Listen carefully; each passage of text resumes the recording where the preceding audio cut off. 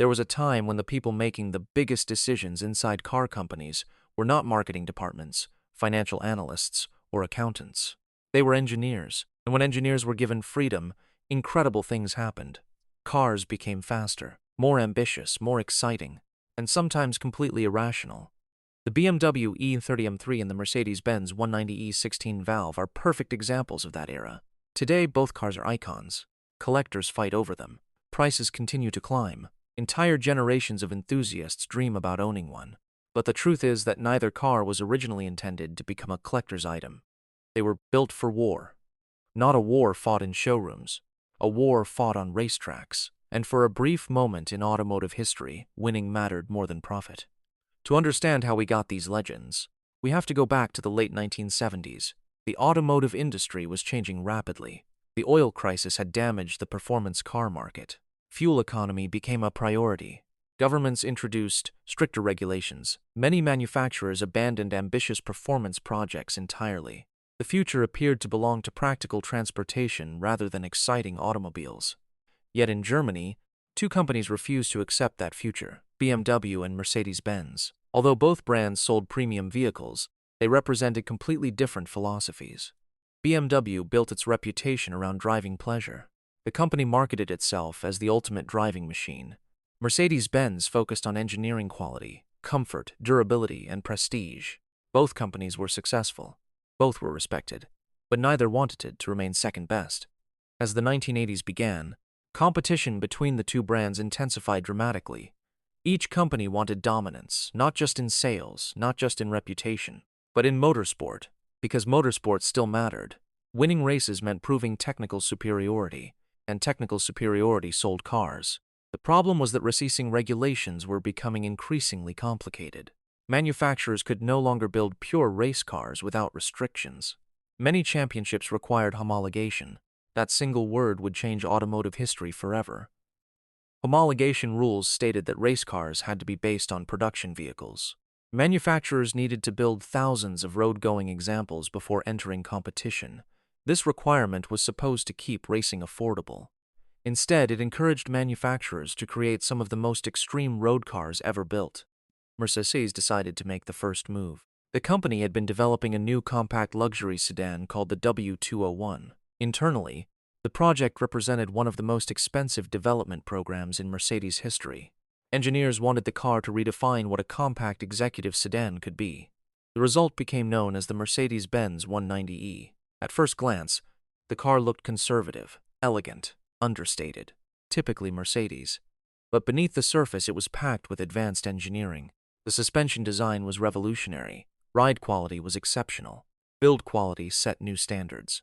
The car quickly gained praise throughout Europe. Yet Mercedes wanted something more. The company wanted performance, real performance.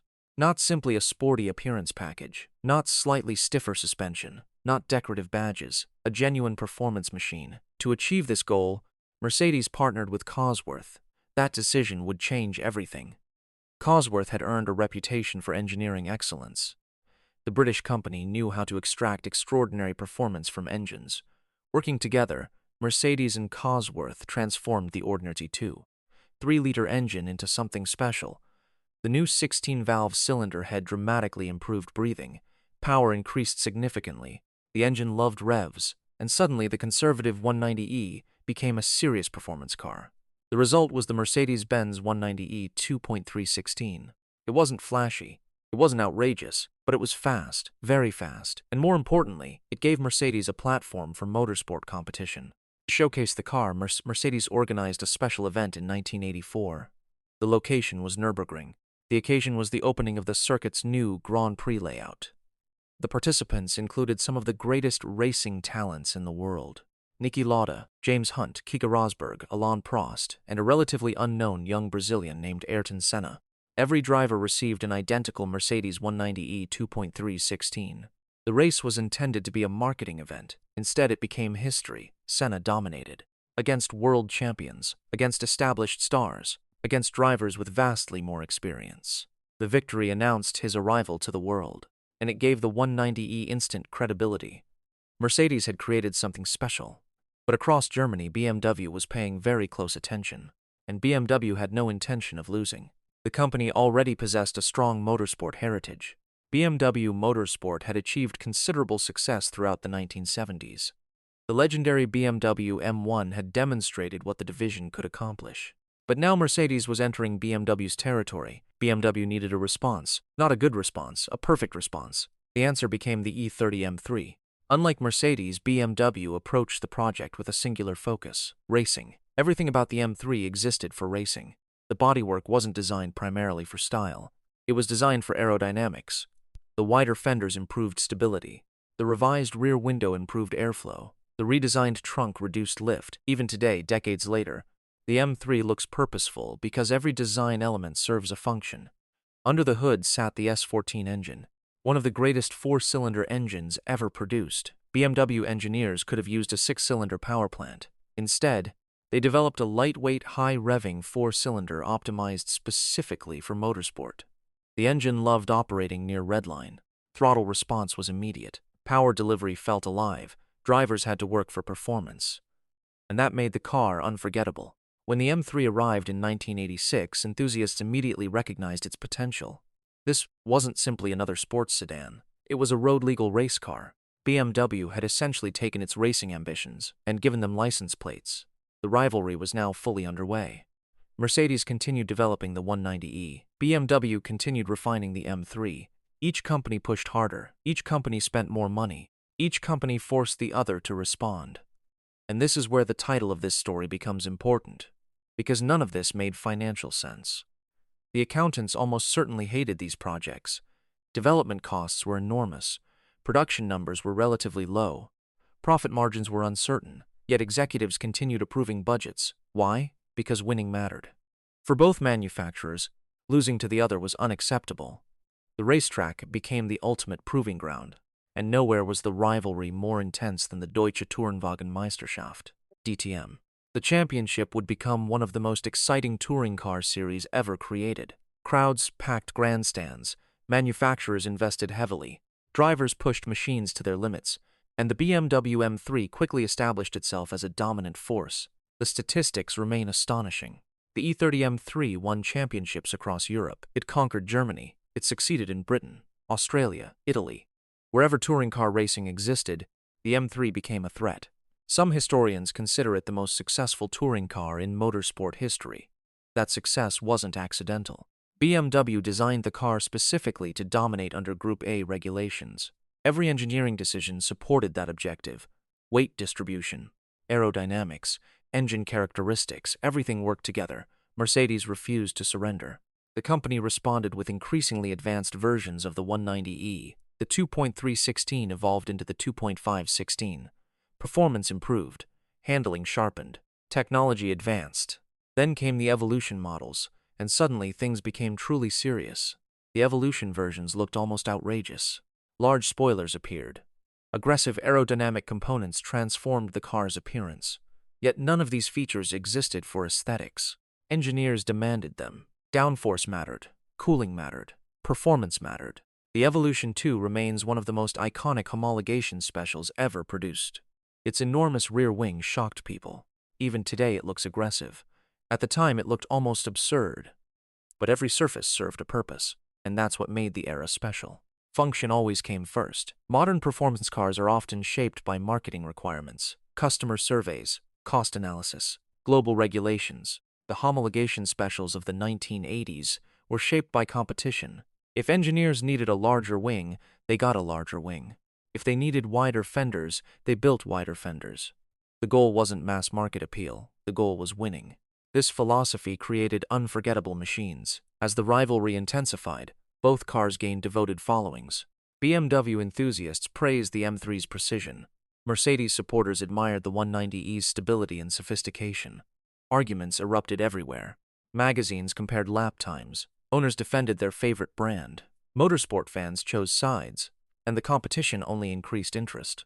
Every new version generated excitement. Every race generated headlines. Every victory mattered. Looking back today, it is easy to romanticize the era. But there is a reason people continue talking about these cars.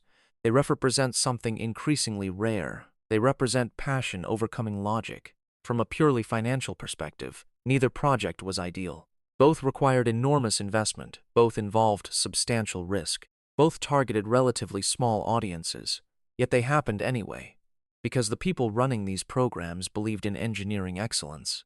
They believed performance mattered. They believed motorsport success justified the expense, and for a time they were right. The impact of these cars extended far beyond racing. They influenced future generations of performance vehicles. The M3 became BMW's most famous performance badge. Mercedes eventually developed AMG into a global performance powerhouse. The DNA of today's performance sedans can be traced directly back to these projects. Without the M3 and 190e rivalry, the modern performance car landscape might look completely different.